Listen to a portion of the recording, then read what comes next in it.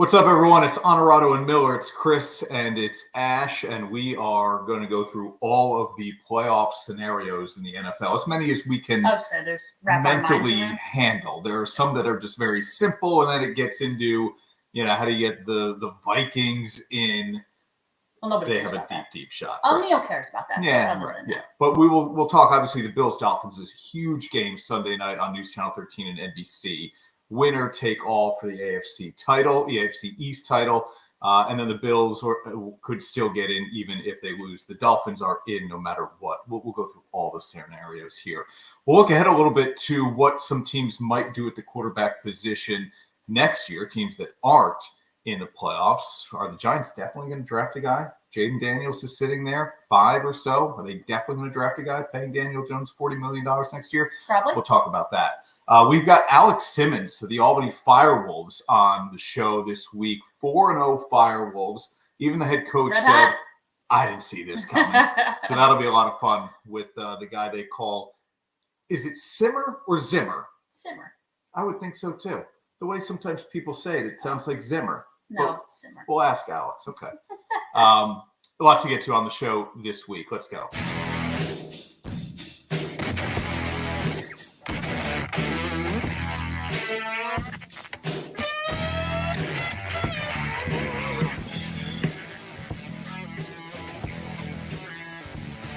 This is Onorato and Miller, sponsored by Alpin House. College football playoff national championship is set between Michigan and Washington. We each got one. Yep. I like Michigan. You liked Washington. So there you go. I hope it's a fun one. There's part of me that has a bad feeling about how that might go on Monday night, but we'll talk about that. Between the Huskies and the Wolverines. Last time either of those teams were crowned national champs, they were split national titles back in the 90s. BCS days. So no, pre-BCS, yeah, 91 and 97. So yeah. that'll be fun for those two programs back on the biggest stage. Certainly, Rory McIlroy is backing off his harsh live criticism. Sure. We'll get to that. Yeah. But here we go. This is the game of the weekend, and we've had games of the weekend the last few weeks. Yep. They haven't been good. Dolphins, Ravens, not good. Ravens also then blew out the 49ers the week before that. Dolphins back in it here with the Bills. The winner wins the AFC East title. Selfishly, I picked the Dolphins at the beginning of the year to win the division. So you want them to win? It would make me look good. Did you put money on it? No. Oh. So I don't really care that much, obviously. But this should be fun Sunday night. No doubt. I mean, you always want this like winner take all. Obviously, this is a division title on the line. There are ways that both teams can get in anyway, but you want the winner take all, and you want starters playing. This is one of the few games where every starter that is available and not injured will be in this game. We're going to talk about how many players will not be playing in Week 18 and how that kind of has the domino effect. This will be a game where you get all of the best players with a lot on the line, and that's all you can ask for. Jeremy's comment here, and thank you for your service, Jeremy. I take it that's you in your Facebook picture there. Bills will win. Dolphins are going downhill. There's no doubt, right? Miami gave up how many to Baltimore last week? Miami scored 70 earlier this year. They gave up 56 to Baltimore. And Josh Allen, just for the record here, has a great record against the Dolphins, 10-2, including that playoff win last year. But it hasn't been sunshine and rainbows all season for the Bills. So I think this is going to be a really good game. I hope it's a really good game. I'm not completely sold on the Buffalo Bills. I'm worried a little bit about Miami's health. Jalen Waddle, Xavier Howard were both a do not participate on Thursday at practice. Now, obviously, there's still time to get them in there. But Bradley Chubb's injury is a big one. Will there be a pass rush against Josh Allen? Can they get to him? Can they force him to turn the ball over? He's thrown a career-high 16 interceptions this year. So that's going to be a big thing for me is Miami's defense up for the challenge in this game Sunday night. I think it will be a good one. We'll pick this game later on in the show in our NFL Pick'em. Speaking of going the wrong way, my picks, I was 10 games over 500. Now I'm just hanging on to over 500. I'm just back to 500, so you're doing okay. Yeah. No bagel. Here's a quick – I had one of those last week. Here's a quick note in the NFL as well. Dalvin Cook released by the Jets, signing on with the Ravens. They'll pair him in the backfield with Gus Edwards. Is he a real factor? Probably not, but he gives them a little something, if you will. A little depth. Baltimore is dangerous, and I just am kind of curious here. Like, we'll get into the playoff scenarios here shortly, but Alex Simmons of the FireWolves is on deck. Are we headed for this? Does this feel inevitable to you that we've got these two kind of superpowers, dominant teams in the NFL this season, the Ravens and the Niners? If there's a speed bump for either of them, what is it? It feels like it should be, but there's already been a speed bump. There have been speed bumps for both teams already. We saw the Niners get throttled by the Ravens 2 weeks ago. Yep. We've seen each team in the NFL take its lumps this year, and just when you think you know something about the NFL, it seems like you turn around, you say one team is the best team in the NFL. We've done it all year long. The Eagles and the Niners and the Ravens, and then they turn around the next week and get whacked by somebody. So, it seems like these are the two best teams in the NFC and AFC respectively, but who knows? What is supposed to happen, or what you think is supposed to happen in the NFL, rarely does it ever happen that way. Yeah. I think an interesting scenario would be if the Rams beat the Lions and then go to San Francisco. That, to me, feels like the biggest threat to the Niners. Cowboys are not going to win in San Francisco. Eagles will not win in San Francisco. Maybe Detroit has the chops to do it, but I would still say no. It feels like the Rams have the best chance to win in the Bay Area. And Baltimore, to me, a lot of people aren't big believers with the Ravens still.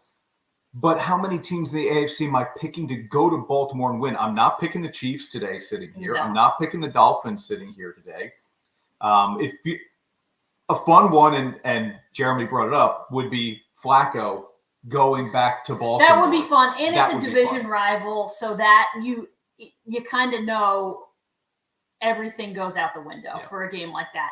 But yes, Flacco going back to Baltimore would be like quintessential. Mm-hmm. The storylines are so good. That would be awesome. All right, we're back in 30 seconds with Alex Simmons of the Albany FireWolves. 4-0 FireWolves back at home this weekend, Saturday night against Halifax.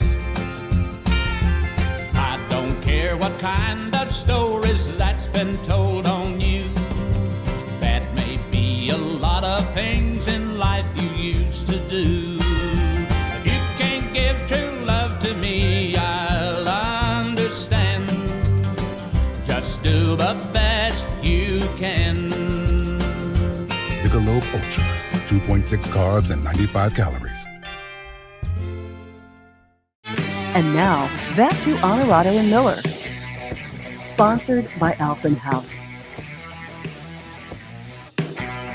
All right, here we go. 4-0 NLL team back on the home turf at MVP Arena this weekend. Saturday night matchup against Halifax. Ash, just your initial kind of thoughts on what this FireWolves team has been able to do this season. Why is it so dramatically different than last year? Well, it's an entirely new team on offense. I mean, with the exception of Ethan Walker, it is a brand new team. Specifically from the right side, you've got Alex Simmons and Ty Kurtz on the right side. It is a brand new team, and it's a team that I think we talked to Clarkie. I talked to Clarkie earlier today, just kind of to prep for this game, and you said it. He thought, there's no way I thought we were going to be 4-0. I would have been happy with 2-2, but we are 4-0, so we're going to take that, and the goal is just to continue to get better as we go.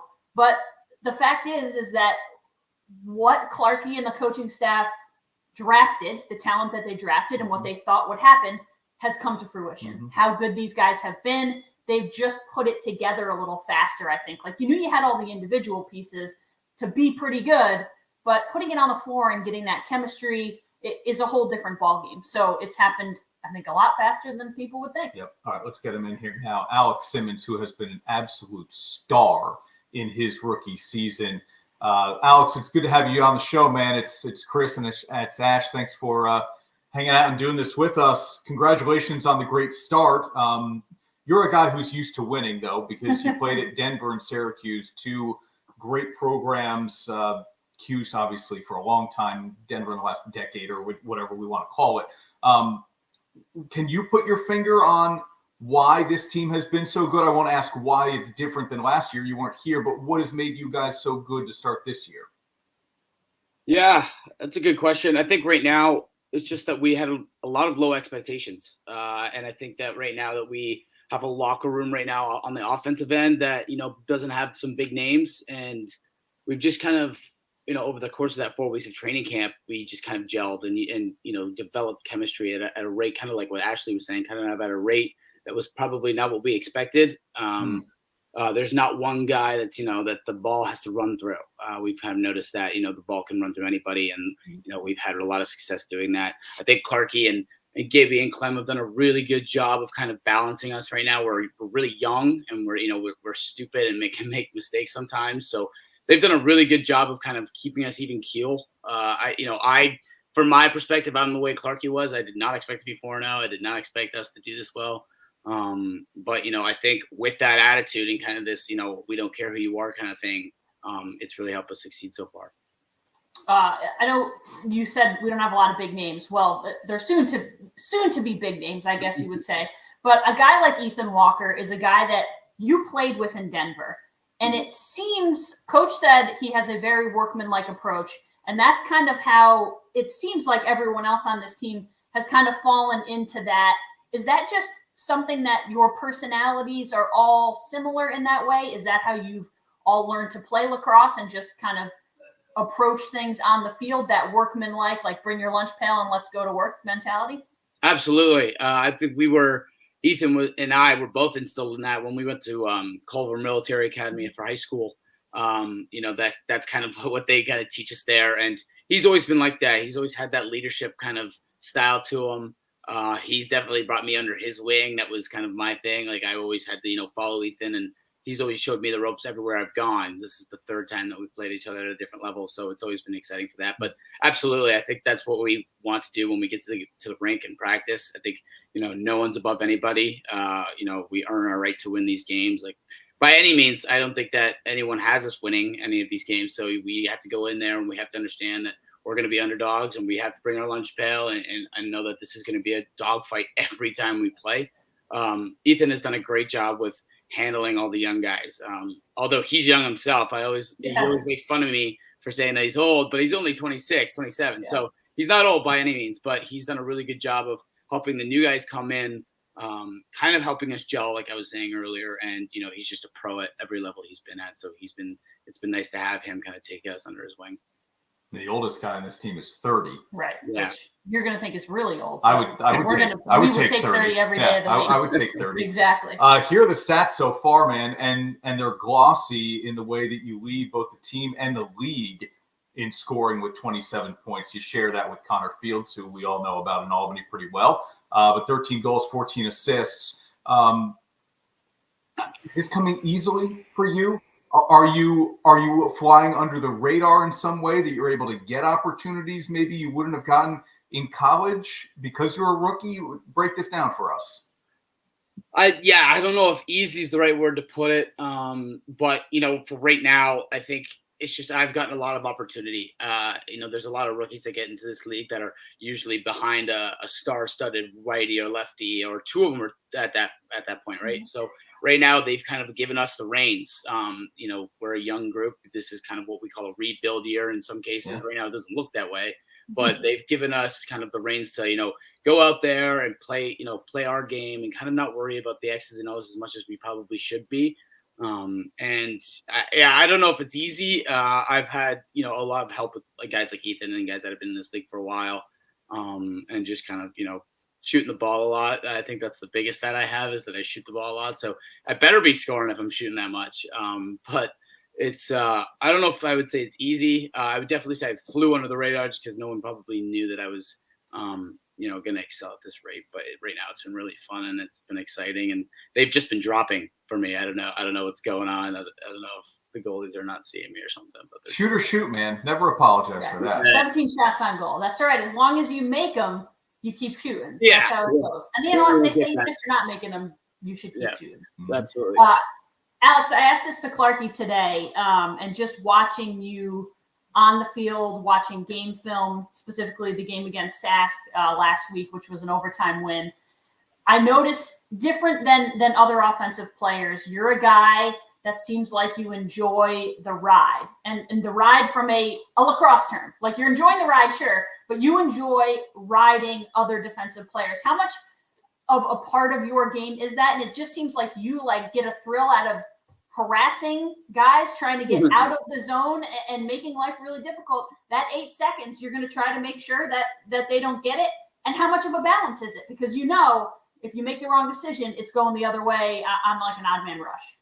Yeah, no, I do love that part of the game. I think Clarkie's kind of given me the green light to do that every now and then. Just use the athleticism a little bit, slow down transition, because we're not on paper, we're not really a big transition team, and we would love to show. And Saskatchewan was that's their bread and butter. That's what they want to be doing, this year as their young talented group is going up. So, as long as I could have stayed on and do that, I love to do it. I love to, majority of the time why I'm doing it is because I'm the one that shot the ball and I feel like I need to get it back. So that's majority of the reason why I do it. I was big, I was a big rider in field when I was playing attack at Denver, and I love to do that. And that's, I've always said that, riding or trying to get the ball back is more of is an attitude or more of a mentality than it is being skilled. You don't really need to be skilled to pressure guys and have that kind of work ethic. So if I can just add that element to my game and kind of, project that amongst the team, I think that's a really good vibe to have. That I'm not just here to, put up points and score goals. There's other attributes to my game that I can definitely show people and, showcase. So, I'm not just the ball hog and the one that's doing all the scoring. So here are the numbers while you were at Syracuse. Tougher winter, Denver or Syracuse? Oh, Denver for sure. The only reason I say that is because we were playing inside most of the time. If we're talking about just general, I would definitely say Syracuse. It was miserable and it was dark and whatever, but at least the sun comes out in Denver. At Denver, at least, we had the mountains in the background and it was beautiful. Instead, I'm looking, not at the mountains in Syracuse. So it was, the mix of both good and bad, but yeah, they were both pretty bad. Listen, I'm a Syracuse girl. I told you that before I interviewed you last week or 2 weeks ago, 3 weeks ago, twice. I got you at halftime and at the end of the game, which means you're doing something right. If you're getting 2 sideline interviews at halftime at the end of the game, you're doing all right there, Alex. But I bleed orange. I'm from this area, so the connection to Cuse is strong. This weekend, Alex, we've got 3 Cuse broadcasters on the call. So it's Brendan Glasheen, Casey Powell is doing color. Oh, wow. And myself. And then you, and we've got a few guys on the other team that are also Cuse guys. We've got Jammer, Warren Hill. So the Cuse, it's all kinds of orange this weekend. How much did you enjoy your time at Cuse? And do you still feel like, despite 1 year there, that you kind of have an attachment to that school and that program? Yeah, my year at Syracuse was fantastic. Transferring from a 4-year program to a 1-year program can be very difficult for somebody, and you want to fit in right away, and I did. I couldn't believe it how welcoming they were, how welcoming Coach Gay was, and Coach Martin and Coach Bechamella were. I loved it. I couldn't tell you how much of a difference it was than Denver. 2 different experiences. I'm not going to say it was a better experience, but definitely different. And what a great group of guys I had there. I definitely credit a lot of my success to, just that 9 months. I got to learn the game from, the best ever do it in Gary Gate and play with a lot of talented people. I like to claim that I bleed orange as well. A lot of my Denver fans or friends will not like that I say that. But I bleed both. And it was a great time. I really enjoyed it. There was so many things I was worried about going into there. Am I going to be good enough? Is this going to, it's such a historic program, but what an exciting time I had there. And I miss it right now. So hopefully I get to actually play against my college teammate, Cole Kirst, over there in Halifax. So hopefully he gets in the lineup as well. So it'll be fun to compete against him. Where did the debit card get the biggest workout in Syracuse? Varsity? Right. Where did your debit card get the biggest workout in Syracuse? That's a good question. My debit card probably was the Orange Crate. and probably varsity, probably all the good pizza spots, mostly, or wherever the boys all were. I'm trying to think if there's any other places. I know that there was a original Italian pizza down near the barbershop there that I love to go to. So yeah, like everywhere. It wasn't just one specific spot. I was draining my bank account everywhere. I love that. Sounds like college. Yeah, no doubt about it. And don't look back, that's for sure. Yeah. Alex, Ash always gets last word if she's got one. A reminder, the game is Saturday night at home, 7 o'clock against Halifax, a 4-0 FireWolves team. Yeah, can you give us a scout? I know you mentioned you may play against Colkhurst, but this is a team, a Halifax team coming in that is kind of opposite of you guys in that I mentioned Cody Jamieson, but they're old, quote unquote, on the offensive side of the ball. They've got 5 or 6 guys who are kind of on the prime and toward the end of their career. You guys are totally the opposite. You've got rookies and guys coming into the prime of your career. How do those two teams balance out? Yeah, it's a good question. I think right now we're just trying to focus on, who we are. It's really difficult to go into these games when you have star-studded casts like this. Yeah. Because you're just so worried that, like, are we going to stop the ball? Because, as an offensive guy, you're like, oh, my God, like, I would, they would score a million goals if we, but the best thing about us is that we have Dougie Jamieson. And he plays against a lot of these guys in the summer or with them in the summer up in Six Nations and just in summer ball in general. So, they're older, but with a lot of experience, a lot of championship experience. So, I think we just have to start worrying about us. We have a game plan going into there. I can't really, I don't want them looking at this and saying this is what we have. But, I think right now we just have to get off to a really good start. I think that's been our MO since we started. Want to get on Warren Hill pretty quick, kind of get him off his game and run around a bit. We want to run around. We're young, we're kind of a bunch of honey badgers out there. We just kind of tire them out as much as we can. And hopefully by the time, the fourth quarter comes around, they're going to be exhausted. But, 2 great matchups where, both teams are used to having the ball. Joe Nardella is 73% and Jake Withers is the best at what he does. So it's going to be a hell of a showdown at Face-Off X and, whoever kind of wins that and the goaltending battle. And that's what it's going to come down to. So it's going to be pretty exciting at MVP. I hope we get more fans as the season starts to roll on because there's exciting things coming in the Capital Region. I tell people to wear their orange, but do not wear your orange because Halifax. No. Don't wear the orange. I know. Alex, it's the second time. Casey Powell did a game with us last year to give us an all Q's crew, and it was against Halifax. I'm like, we can't even wear like our orange kit. You guys got to coordinate that better. I know. What's going on? It's a mess. Maybe next year. At least Denver's red is close to FireWolves red. That's true. The maroon works. The maroon works. Yeah. You know it. Alex, thank you, man. Welcome to the 518, dude. Keep it rolling. It's been great meeting you and chatting with you. Thanks for taking the time. We'll see you on Saturday. Yeah, thanks for having me on. Can't wait to see you guys. Alex Simmons of the Albany FireWolves, 4-0. Do you guys give Casey a hard time? I mean, 3 great Powell brothers who went through Syracuse. Who's the best? Mike? I don't know. I would never say Casey wasn't the best because he's our guy. Wow.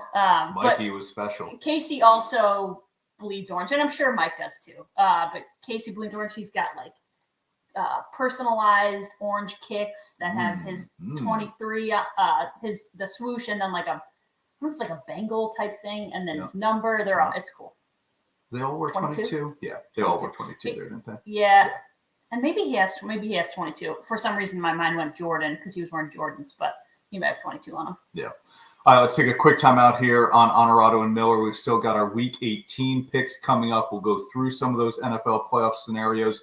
Our Performance Industrial Dirty Difficult done as well. A lot to do here in the final half hour. Back in 30 seconds. Make your first road trip of the year one your family will never forget. Visit the Saratoga City Center RV Show January 5th through the 7th to take advantage of preseason pricing and the best selection of the year. Our expert outfitters will be on site ready to answer all your questions. With travel trailers starting at $153 a month, fifth wheels as low as $344 a month, and motorhomes beginning at $576 a month. Don't miss this opportunity to cash in on top dollar for your trade. Start your next journey at the Saratoga City Center RV Show, January 5th through the 7th. And now, back to Onorato and Miller. Sponsored by Albany House.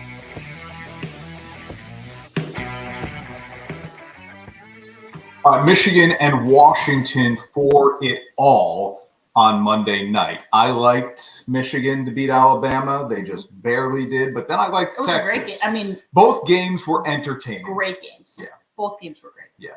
So what do we think Monday night in the college football playoff national championship here? The Wolverines and the Huskies. Washington's last national championship came in 1991, and that was a shared title with get back to me, I'll come up with it. And then in 97, Michigan split its title with Nebraska. It was Miami. It was the U in 91.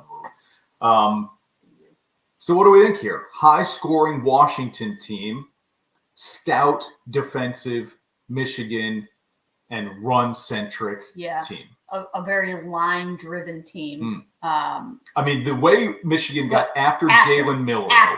I thought Penix does not have the athleticism of Milroe, but we were watching that Washington-Texas game, and you made a comment about, look at how Penix shifted in the pocket just one step. And I said, that's Tom Brady. Mm-hmm. Tom Brady Penix was not much more athletic than Tom Brady. Of course he is, but he's torn 2 ACLs. I don't know that he's much more anymore. Maybe not anymore. But his just escapability to stay in the pocket. He realizes this team is better when I throw the ball as opposed to run it. Alabama's better when Milroe runs the ball. So Michigan knows where Penix will be, and that's mostly within the tackle box. But his ability to shift and step up and just evade the one pass rusher in the pocket and then get the ball to one of his 3 outstanding receivers. This is going to be a fun matchup to watch, I think. And now, I said earlier in the show, I have a little bit of a bad feeling here that this could get Michigan double-digit, if we want to call that lopsided. That the Wolverines could really control this game because they will run the ball effectively. Okay.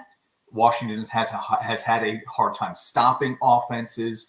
And then I think if the Wolverines can limit Washington offensively, which they have the opportunity to do, or the potential to do, obviously, this could be a lower scoring 28, 17, 21 game. Yeah, I think, listen, the knock on Alabama, and there were very few knocks, was their offensive line.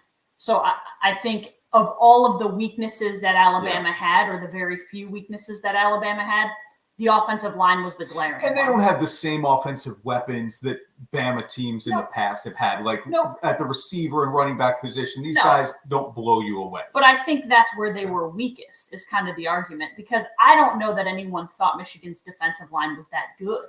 But when you come out and have 5 sacks in the first half against a team like Alabama, I think it kind of opens your eyes to say, like, whoa, not only is Alabama's offensive line not very good, but maybe the defensive line of Michigan is better than we thought. Sure. It's a strength of Michigan, offensive and defensive line. In the trenches, that is where they win. It's why they run the ball well. But when it comes to big playability, Washington will outshine Michigan. The big plays have come all year long from Michael Penix and the Washington Huskies. Every time he drops back and is clearly going to unload the ball, like going to throw it 30-plus yards downfield, I'm almost convinced it's going to be caught, because he generally only throws it into situations where he has open guys, open receivers. Yeah. And it helps when you have a guy like Rome Odunze or Odunze, who is going to be a top 6, 7, maybe 10 top pick. 10. Yep. It helps. Yeah. So I think the big playability goes to Washington. But I think if we're going to talk about running the ball and running it effectively and winning in the trenches, that's going to go to Michigan. Who wins? So it'll be interesting. I think Michigan wins. I would like to see Washington win. Me too. Because that's where my heart will be is with Washington. I love Michael Penix. I love his story. I think DeBoer is an awesome coach, and he just seems like a good guy. So that's kind of who I hope wins. But I think Michigan wins. I think most of America will root for Washington, and I'm not. This is not, It's the Michigan haters. Yeah, And I get it's it. not. There's no asterisk No, to but this there's- championship if Michigan wins because of No. Harbaugh's But suspensions. they've become villains. Correct, and that's okay. Harbaugh's the biggest villain, We but need that. the whole program has become this villainous. If everybody loved Michigan and Washington, the ratings for this game would be nowhere. Yeah. People will watch because they want to root either for or against Michigan. Mm-hmm. There is not enough love out there for Washington No. to draw people to TVs, but they will watch because Michigan is, I believe it is the winningest program in college football history. And so you've got people who want to root for them and root against them, which makes it fun. I will be rooting for Washington as well, which I'm sure means since we are both rooting for them, they will lose this game. Yeah. I would pick Michigan to win as well, and I think they probably cover the number. Okay. 4.5. I mean, it's not like you win by a touchdown, you cover the number. Right. That's not Yeah. too hard to do. Yeah. But yeah, I think it's going to be another good game. We went into the semifinals thinking that those two games would be really good, and they were everything you could ask Yep. for and some. I hope that that's what we get. I hope you're not right when it comes to a blowout. If it's a blowout, it goes Michigan's way. Okay, maybe, but I hope it's not a blowout. How does Penix project to the NFL? Let's kick that around a good here question. a little bit. Yeah. There are. It's funny. I thought you might get 5 and as many as 6 quarterbacks taken in the first round. Mm-hmm. The latest mock drafts I've seen, you really only have 4 going. Okay. Which I get. I thought I would see guys like Bo Nix, JJ McCarthy taken in the first round, but now it seems like you're not going to, and I'll try to talk through it here live, which is always dangerous, but Caleb Williams, Drake May, Michael Penix, and here we go. There's a 4th out there too that will go in the first round. So maybe you're not going to get, Jane Daniels. Hello, he won the Heisman. Maybe you're not going to get more than those 4. I don't know. You probably won't. I don't know that there are enough teams out there who are desperate for a quarterback. But Penix, because he'll be the 4th of those off the board, he'll go to a good situation, I think. Yeah, I think so too. When he's mid-teens or lower, you're going to end up going to what is a fringe or even a playoff team. And I think the guys that we've talked about as 2nd and 3rd round guys, whether it's Bo Nix or whoever it is, Cam Ward, those guys, I think they have the ability, or they could end up going to some pretty good teams too, because if you're going 2nd and 3rd round or 4th and 5th round, if somebody's not going to reach on you, maybe they're drafting the quarterback of the future. Maybe they have a guy like Carr in New Orleans and they want to draft. Obviously, they've Jameis too, but he's getting old. That's not maybe you draft the quarterback of the future there if you can find a guy like a Cam Ward or whoever that you really like, but you don't have to stretch on or you don't have to reach on in the 3rd or 4th or 5th rounds. I think those scenarios can play out. It's not the worst thing to fall out of the 1st round or even the 2nd round if you're going to go into a situation that's pretty good. Giants going to take a quarterback? Yeah. Okay. The Bears have the number 1 pick via the Panthers. Yeah. This is the 2nd straight year the Bears have had the number 1 pick. I just don't believe that an NFL franchise with the number 1 overall pick in back-to-back years will not select a quarterback in one of those years. They traded out last year to Carolina. They got a bounty. Good move. Bryce Young doesn't look like he really fits the NFL right now. That can change, right now, obviously. Justin Fields has been winning lately, but the numbers still with Fields are not great. He only completes 60% of his passes. And so is he really the guy going forward? And you're sitting there with the number 1 overall pick. I'm not telling you I love Caleb Williams or I love Drake May. What I'm telling you is I don't think an NFL franchise and a front office can defend the decision to not take a quarterback number 1 overall back-to-back years when Justin Fields has played the way he has played. Right?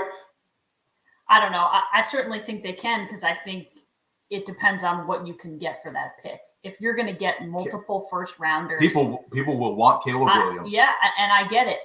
If I loved, you just said, I don't love Caleb Williams. I don't love Drake May. Those are your first 2 quarterbacks off the board. If you don't love either of those guys, why would you draft them number 1 And well, not just, I don't, but Ryan Poles does. Maybe. He loves one of them. maybe. But I also think you've spent this draft capital on a guy that you thought was your quarterback of the future, who hasn't proven that he's not. He just hasn't proven that he is. He hasn't been Zach Wilson. He hasn't played his way out of the starting role. And to be very honest, he's been really good recently. He brings a dynamic that not a lot of other quarterbacks can bring. His legs are as dangerous, if not more so, than his arm. Let me play this one out for you. The Bears trade out of one because there's a team that's so enamored with Caleb Williams. Yep. And they move back to, I have to look at let's say 4. 4, yeah. Okay? Yeah, I don't know who has the 4. You can still get Jaden Daniels. You can. You can still take a quarterback there while getting draft capital for the future. But if you can get, and I know you're not going to get Marvin Harrison unless you're top 3. Yep. Is basically how that's played out. Yep. But if you can get another top receiver, the second best receiver, if you can get the best offensive tackle, if you can get the best edge rusher in the draft, why would you not do that? You're not going to win a Super Bowl next year if you're Chicago. So use the picks on guys who are going to make you better immediately, and then decide, because they're not decided. It's clear that they're not decided if he's their franchise quarterback or not. You spent a lot of capital, money, all of it. Let him go another year. He's not Zach Wilson, so he hasn't just completely eliminated himself from the conversation. Give him a chance. Put the weapons around him. Like Chase Claypool, that didn't work out. No, you know what I mean? DJ Moore's a good player. Yeah, and we've seen that, though. We've seen the glimpses. I think there's been enough of the glimpses and the flashes to give him a shot to be the quarterback. Jeremy, you two brought up Zach Wilson's name to Jeremy's pain a couple of times here in the last 5 minutes. Any chance? Yes, I think this is a perfect spot for the Jets to draft a quarterback after where we talked about they've selected a left tackle. Yeah. So you have to get either the kid from Penn State. Isn't Becton their left tackle? Yeah, you watch him? He's like a turnstile at MetLife he Stadium. also can't stay that. They need a tackle. They need a tackle. They just drafted him not that long ago. Well, sometimes it doesn't work. Listen, the worst thing you can do in sports is say, well, we can't because we just took. If he isn't good, you got to move on. I get it. So it's going to be a left tackle for the Jets, in my opinion, Jeremy, top 10. Either the kid from Penn State or Joe Alt from Notre Dame. You have to get one of those two guys. And then, as we were kind of kicking it around here, probably not second round, though. Third, fourth round, is there a quarterback there that you can bring in to learn under Rodgers? And maybe it is a guy like Bo Nix. I don't know where Nix will really project. I can't imagine he doesn't go in a second round. But yes, or Michael Penix. Well, he'll be first. He'll be mid-teens Penix for sure. Yeah, I think so. I think JJ McCarthy's a guy too who obviously will go to the NFL. Yeah. You can get a guy in the second or third round, I think, that sits behind Rodgers for, I don't know, does Aaron only have one left? Are we all assuming that 2024 is it for him? Well, I think you assume that there is until he proves it isn't nothing given beyond a year. Okay. He has to go out and prove that he can stay healthy for the season and he can play close to as well as they thought he would play this year before somebody's going to sign him to a 1 or even 2 year deal next year. Like if he goes out there and can't do anything.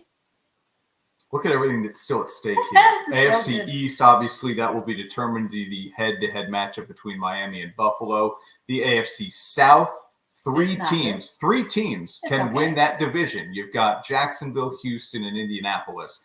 Indy and Houston play each other on Saturday night. That is a win, and you're in. They just won't know if it's the division title or a wild card game yet, but you've got 3 teams for effectively 2 playoff spots there in the AFC out of the South. And then the 6th and the 7th seed, Cleveland's locked into the 5 after the division winners. And then 6 and 7 will be a combination of either Houston, Indianapolis, Miami, or Buffalo.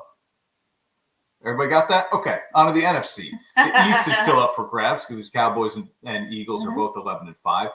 Dallas plays Washington. Feels like that's the Cowboys to win that division and the 2 seed overall in the NFC. The South, the Eagles are taking on water. Wrong direction. Yeah, they've lost 4 or 5. I think. In the South, Tampa wins the division with a win. The Saints can still win that division. Mm-hmm. The 6th and 7th seed are up for grabs as well because you've got the Rams are in play for the 6th, but the Packers are as well, depending upon how things shake out. If Green Bay beats the Bears and Justin Fields, Green Bay is in. They're in. Rams are already in. We just don't know exactly where they are. So there's a lot here to settle. And backups will be playing a big bulk of these games. Look, these are games that don't matter for Baltimore. They don't matter for the Rams because they're in. It doesn't matter for San Francisco. They've locked up the 1 seed. Doesn't matter for Kansas City. They've won the division. It doesn't matter for Cleveland because they've clinched the spot. So the teams that don't have the bye, I'm in favor of them sitting these guys. Mm-hmm. The teams that have the bye, I think this is a dangerous game to play, where you are saying to Lamar Jackson, you are going to sit for 3 weeks. Remember, this is 3 weeks, really. By the time you've last played a game to when you will play again, it's 3 weeks. It's a long time. Long time to sit. And I know that Stafford is old and Kupp is banged up. And historically, it has not worked out well. You're right. When you sit for too long, it just generally doesn't work. Now, the Niners are saying McCaffrey's hurt. But I'm telling you that if the game mattered, he would play. Well, sure. And Brock Purdy is a healthy But stretch. I get that. If you're dinged up and you're just trying to get healthy for the playoffs, fine. But if you're healthy, I think you got to play a half. You got to play something because 3 weeks is going to feel like an eternity. So why do these really matter? Well, Baltimore plays Pittsburgh. Right. Okay? And that's the thing. Some of them are playing in games that matter for one reason or another. So not for them. Have to win. Yep. The Bills would love to see Baltimore beat Pittsburgh. Makes their road a lot easier. They can afford to lose at Miami and still get in if the Steelers lose. So there's just a lot going on here. Yeah. Too much to try to parse through completely on this show. But, and Jeremy's saying you play a quarter, then sit for a little bit. Yeah.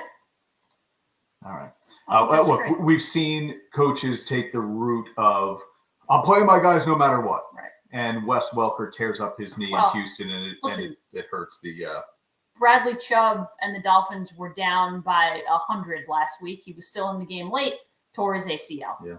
And I get it. It's not – you can't foresee those things happening. And if you could, you wouldn't have played him. But even McDaniel said after the game, he probably shouldn't have been out there.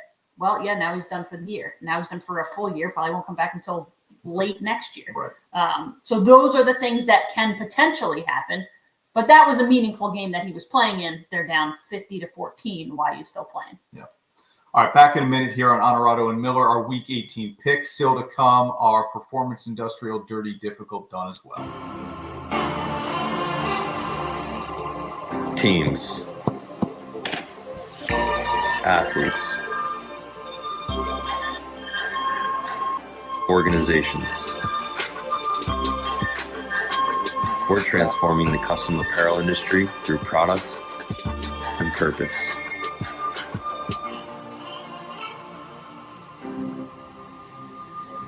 Claim your crown.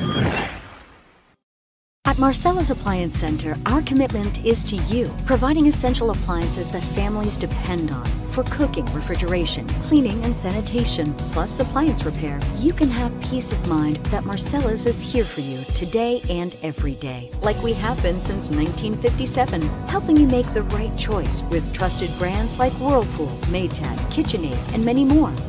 Shop Marcella's Appliance Center in-store, online, or by phone. We're here for you. And now, back to Onorato and Miller. Sponsored by Alphen House. We do the show live on a Thursday every week across News Channel 13 social media. If you're catching us on TV, it's a Saturday night on My 4, taking you up until the FireWolves game. All those games broadcast on our sister station, My 4. And if it's a Sunday morning, you're up early. We appreciate that. We're not, the probably. news, and it's likely snowing. So while we do the show live on a Thursday, it's a nice winter's night out there. It's cold, but it's dry. If you're watching us Sunday morning, you're likely getting ready to shovel or snow blow, or I don't know. We'll see. I guess as long as we got it right. how right they Yeah, are. as long as we got it right, yeah. Which is why the prediction game is always fun. I mean, we don't get it right very No, often. we do it here with very little consequence unless Or people are success. literally taking our bets to their sportsbook app and betting them. I do not recommend that. No. Okay. Yeah, no. But people get angry at the meteorologists for Very. getting it wrong. Very. It's I like to see them squirm. It's a lot of fun. That's not nice. Come on, look. It'd be like if somebody Who's was it hurting? crushing us, I understand that crushing us for our picks. ski resorts need the snow but the meteorologists have no control over that. Okay, I get it. they're looking at the models and they're trying to figure out what's going to happen. But I like to watch them squirm when people give them a hard time. It's fun. All right, let's get into our performance industrial dirty, difficult, done for the week. And now, Dirty, Difficult, and Done. Sponsored by Performance Industrial. Our guy Bill Miller and his team at Performance Industrial, good TV spot too. They rolled it out for the new year. I've seen on News Channel 13 a couple of places. Need to get my hands on that for the show here. All right, here is my dirty, difficult, done. Difficult for me to watch this. Seeing Rory McIlroy swallow the live pill. This guy Really? It's not like he's changed his tune all that much. He said, quote, maybe a little judgmental of live defectors. Maybe. Yeah. First of all, the qualifying word maybe automatically makes it whatever. Little, we're talking about a little amount. Judgmental. Judgmental is also not. We're very non-committal words in that quote. Quote, maybe a little judgmental. Yeah. The least concrete, strong statement anyone has ever said about Liv. Please give the guy a break. It's not like he's like, I'm joining on. I'm up for the cause. He has, quote unquote, accepted the fact that this is now a part of his sport. That doesn't sound like a guy who's out there like championing the Liv, carrying the Liv flag. You're being maybe a little defeatist to my point here. Look, no matter what, I don't care if how vague or soft he is about this. It's pretty soft. I'm not disappointed. I'm upset to see even the slightest bit of backtracking. Rory, this is I don't know him. I don't want to speak completely to his character. I have no idea. Seems like we can talk Caroline Wozniacki later if we want. But this speaks to his good soldier attitude and mentality from the moment Liv even became a thing. Rory has defended the PGA. He's challenged the guys who left the PGA for the guaranteed money. And now, because as you said, he knows the reality is that Liv is going to be part of the golf world for the foreseeable future. He has to exist in that common space with these guys. Right. He is trying to find a way to make it as amicable as possible. I don't believe that he is for 1 second sorry for anything he said about it. But he did go on. He expanded on that one, maybe a little judgmental, because he said, I realize now not everybody was in the position I'm in or the position Tiger is in, where we have all of this money thanks to the sport of golf. But some of them were. Some of them were, but not all. Not the guy who won Liv last year. It's true. So the guy who I didn't know. Yeah. So he now kind of sees it. Okay, you know what? If I didn't have the money I have and somebody wanted to throw me $50 million guaranteed, am I going? Probably, right? We all say that. Like I have said, I don't like it. I know. I don't like it, what Liv has done. Okay. But I also have never been offered $300 million. So I can't sit here and say I would never do it. Right. I'm saying I don't like the guys did it, but I might go do it, and people would say to me, I don't like that you did that. Okay, but I've got $300 million and you don't. So I don't really care what you think. Yeah. Another one of his quotes was, "It's no longer my job to fight the battle." Yeah. He's defeated. But it's the least, like I said, the least strong, powerful statement that you could make against Liv. He has not succumbed to it. He's not given in. He has not committed to the cause. He is resigned to the fact that he now has to just kind of be good with whatever happens because that is his sport. What was that So, quote again? No longer my that job to war. fight the battle. That's sad. Very sad. But the battle's over. All of this battle's has over. made me like Rory McIlroy so much more. Yeah, me too. So much more. Yeah, me too. All right, my dirty difficult done, and I admittedly do not watch a lot of the NBA. True. But we have watched more Pistons basketball recently than I've probably watched of any NBA. You know, for a team that loses a lot, and I mean a lot, they're kind of a fun watch. They are a fun watch. Kate Cunningham's a really good player. Recently, they should probably be better than they are. But either way, during this streak, I can't tell you how many times Chris has opened his phone and been like, "It's a 5-point game in the fourth quarter. Put it on." We turn it on, and we're cheering for the Detroit Pistons to snap their 26, 27, 28 game losing streak. Wow. We watched them snap their 28 game losing streak. But yeah, it's those stories that like you just feel bad for the guys. They hadn't won since the middle to end of October. Yeah. Monty they were Williams. 2-1. They were 2-1. Monty Williams is one of the most likable humans on the planet. Yeah. Got a huge deal to go coach this team, which you said he didn't even really want to do it in the first place. But they offered him so much money he couldn't say no. There Kind it of is like again. Liv. There it is. Yep, kind of like Liv. He's a guy you want to root for. Nobody wants to see a team lose 28 straight games. You don't want to see the Red Sox lose 28 straight games? Yes, I do want to see the Red Sox Or Duke lose 28 straight games? 100%, yes. Sure. But the lovable loser that nobody cares about the Pistons, like except for people who live in Detroit. You don't want to see those guys lose 28 games. So I was glad that they got out of their own way, finally got the dub. Since then, they've lost 2 more. That's beside the point. Found myself rooting for the Detroit Pistons. Of all teams, I don't watch the NBA much. I certainly don't watch the Detroit Pistons. We did recently, and we cheered for them because you don't want anybody to lose. They had young guys who were fun. Super talented, We said yeah. Kate Cunningham, Jaden Ivey from Purdue, Jalen Duren is on that team. They're just a year ahead because Cooper Flagg is not available until 2. So we have to go through this all over again if they're going to flop for Flagg, I guess is what a lot of people will end up saying this time next year for sure. You know, teams are going to find a way to position themselves as the best they can for that kid. All right, last break here on Onorato and Miller. We come back, our Week 18 picks. We're back in 30. Make your first road trip of the year one your family will never forget. Visit the Saratoga City Center RV Show January 5th through the 7th to take advantage of preseason pricing and the best selection of the year. Our expert outfitters will be on site ready to answer all your questions. With travel trailers starting at $153 a month, fifth wheels as low as $344 a month, and motorhomes beginning at $576 a month. Don't miss this opportunity to cash in on top dollar for your trade. Start your next journey at the Saratoga City Center RV Show January 5th through the 7th. And now, back to Onorato and Miller. Sponsored by Alphen House. Week 18 picks coming up here, but Ash has stepped away for a moment, which allows me a self-indulgent moment here. The Braves have traded for 7-time All-Star Chris Sale, and Ash is back. She did not find what she was looking for. 2-year extension for Sale, $38 million.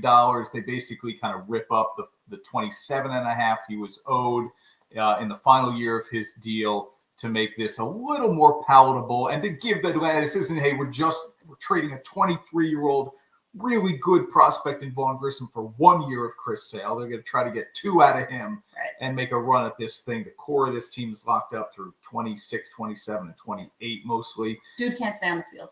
This is the problem. Over the last 3 years, Chris Sale has made 31 starts. Now, what's worse, because I think Atlanta would tell you, I hate this attitude. But I'll say it anyway. I think Atlanta would say, we're not worried about the regular season. We feel good about our chances to win the division. We have flamed out in the postseason. We need guys built for October. Love the attitude. Awesome. Chris Sale is a bad postseason pitcher. He's had 3 postseason appearances, years. He's pitched in the postseason 3 years. 2 of those years, he's had ERAs over 8. The other year, he basically was moved to the bullpen. Now, he pitched incredibly well out of the bullpen and closed out that World Series victory against the Dodgers. But I can't buy that this is a good move for Atlanta in terms of they're not paying postseason. much for it. No, they're not. Yeah. So, I mean, other than Vaughn Grissom, They're not paying I much know, for it. that one hurts. Which isn't awesome. All right, here we go. Our picks. Saturday night, 8:15. Cannot wait for this game. Texas and Colts. When it's a winning you're in game, I don't care who's playing, I'm watching. I'll catch the second half of that after the FireWolves. Yep. So Texans, Colts, we both like Houston here. On the road to beat Gardner Minshew and the Colts. I'll take CJ Stroud. And D'Amico. I mean, look, I love the head coaching matchup should be fun because I really like what Steichen is doing in Indy, and I really like what Ryan is doing in Houston. Jets and Patriots. Give me the Jets here. Let's go. Is Trevor Siemian starting for them? I think so. Zach Wilson's done. I think it's going to be Trevor Bailey Siemian. Zappi, Patriots are bad. This game stinks. You know what this game feels like? I'll try to make this point as quickly as I can. Now, we knew Mike Krzyzewski was retiring anyway. So there's more uncertainty, obviously, with Belichick.